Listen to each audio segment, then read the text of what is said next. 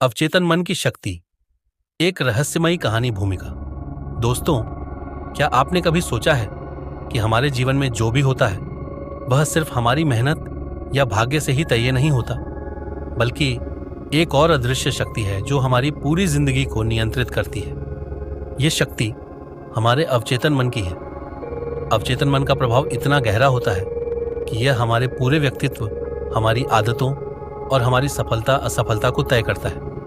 आज मैं आपको एक अद्भुत कहानी सुनाने जा रहा हूं जो आपके अवचेतन मन की शक्ति को समझने में आपकी मदद करेगी। यह कहानी एक महान गुरु और उनके जिज्ञासु शिष्य की है। तो चलिए ध्यान से सुनिए और इसे अपने जीवन में अपनाने की कोशिश कीजिए। कहानी की शुरुआत बहुत समय पहले की बात है। एक नगर में एक प्रसिद्ध गुरु रहते थे। उनके आश्रम में दूर दूर से शिष्य ज्ञान प्राप्त करने आते थे। वे केवल शास्त्रों का ज्ञान ही नहीं देते थे, बल्कि अपने शिष्यों को जीवन के गहरे रहस्यों से भी परिचित कराते थे। एक दिन जब सूर्य अस्त हो रहा था और वातावरण शांत था, गुरु अपने शिष्यों के साथ ध्यान में बैठे थे। तभी एक जिज्ञासु शिष्य ने उनसे प्रश्न किया, गुरुदेव, मैंने सुना है कि हमारा अवचेतन मन बहुत शक्तिशाली होता है, लेकिन यह सच में कैसे काम करता है? क्या यह हमारे भाग्य को बदल सकता है?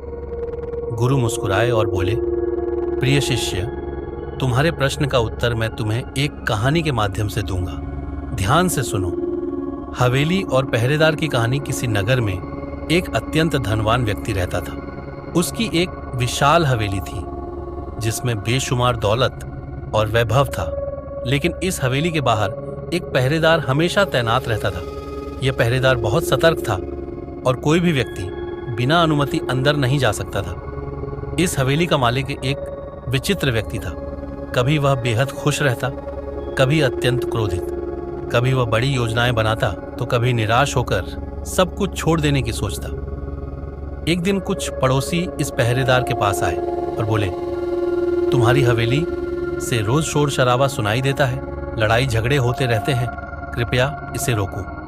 पहरेदार ने उत्तर दिया, मैं कुछ नहीं कर सकता। जो कुछ भी होता है वह मेरे मालिक के आदेश से होता है। मैं तो केवल यहाँ पहरा दे रहा हूँ। अगर तुम्हें शिकायत करनी है तो सीधे मालिक से करो। गुरु ने शिष्य से पूछा, क्या तुम समझे यह कहानी क्या कहती है? शिष्य सोच में पड़ गया। गुरु आगे बोले, इस हवेली का मालिक तुम्हारा अवचेतन मन है और पहरेदार तुम्हारा चेतन मन। चेतन मन केवल एक पहरेदार की तरह काम करता है।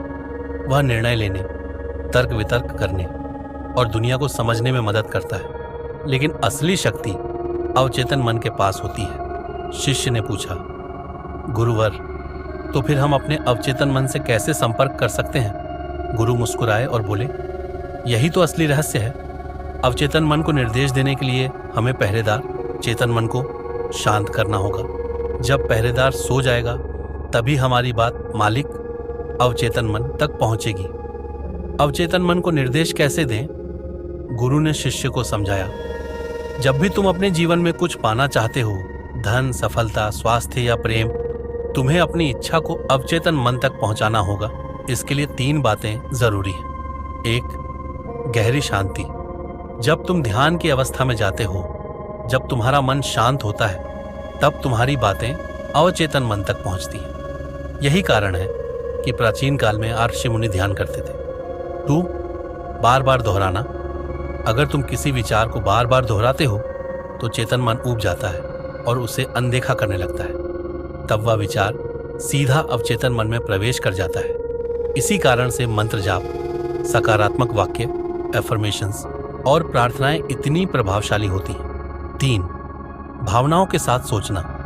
सिर्फ विचार करने से कुछ नहीं होगा जब तक कि तुम उसे पूरी तरह महसूस नहीं करते।